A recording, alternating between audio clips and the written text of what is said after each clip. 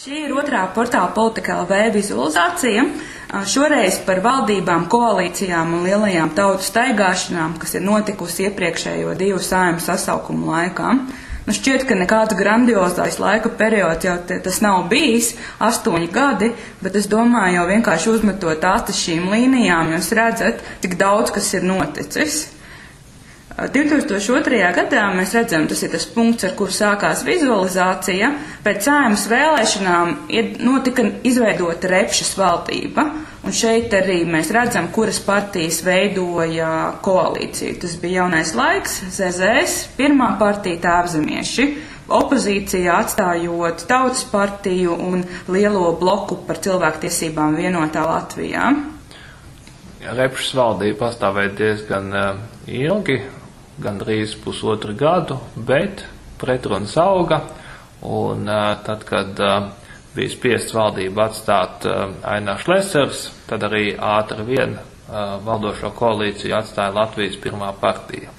Bet paralēli tur notika vēl daudzas interesantas tādas lietas par lielajām tautu staigāšanām runājot. Varbūt visinteresantākie procesi notika lielajā blokā par cilvēku tiesībām vienotā Latvijā, kas sašķīda 3 elementos, proti pats mazākais šis PCTVL, bet tad bija arī Tautas saskaņas partijas frakcija un bija arī Sociālistiskās partijas frakcija.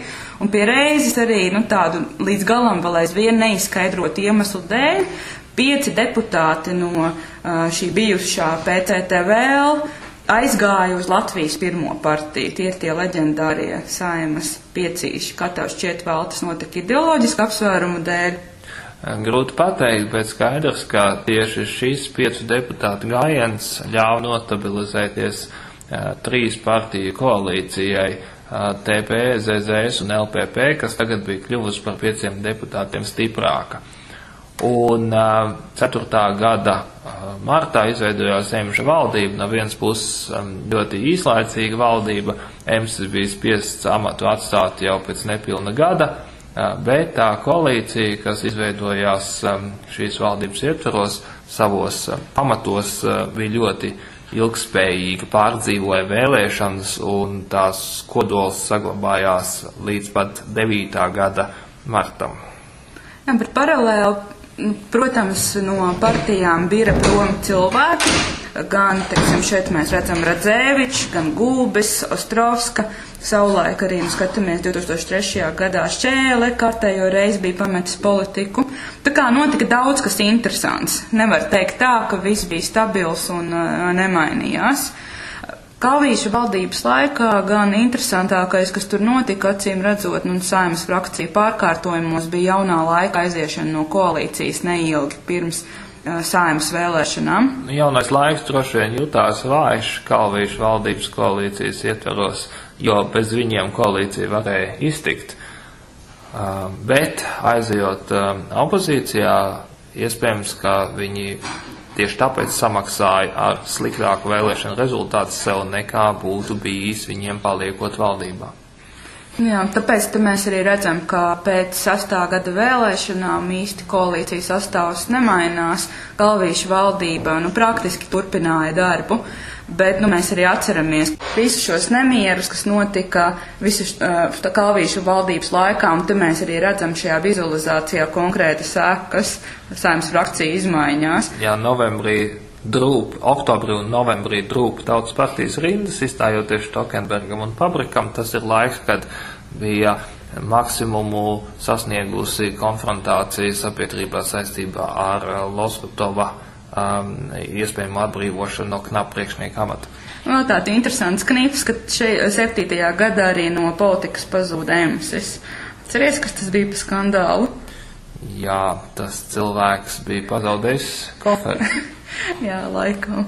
Bet, tas 7. 8. gads bija diezgan īpašs Latvijas politikā. Šeit mēs redzam, ka problēmas piemeklēja arī jauno laiku, kas sašķēlās jaunajā laikā un Pilsoniskajā savienībā uzņemot vēl dažus deputātus no Tēvzemiešiem. Cekot tā tautu staigāšana tajā posmā bija ļoti izteikta. Jā, te arī var redzēt tādu koalīcijas reakciju uz krīzi. kur 7. gada pašās beigās tika nomainīts premjers, par premjeru kļuva Godmanis, bet tā valdība izrādījās neilgtspējīga un atgriezās koalīcijā Jaunais laiks, daudz spēcīgākā pozīcijā, iegūstot premjera amatu. Nezinu, vai pārējo koalīcijas partneru aprēķins bija uz sagaidāmo valsts nemieru un ekonomikas sabrukumu laiku uzvelt atbildību par situāciju Jaunajam laikam, vai arī varbūt bija vēl kāda cita motivācija, bet te var runāt, ka valdošais zvaigznājs krietni izmainījās kopš tā laika. Jā, un te mēs arī redzam, ka šo vizualizāciju noslēdz tāda ļoti krāsa tautas partijas aiziešana opozīcijā vēl, šķiet, tas bija šogad, 2010. gads. Un saplūšana vienā frakcijā ar Latvijas pirmo partiju, šobrīd to sauc frakciju par labu Latviju.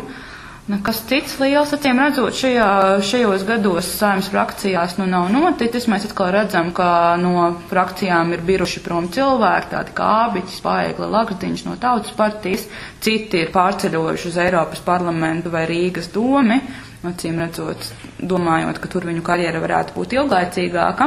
Bet kopumā šeit vēl ir ļoti daudz kas, ko pētīt, un mēs tiešām aicinam jūs patstāvīgi izstudēt šo vizualizāciju un izdarīt savus secinājumus.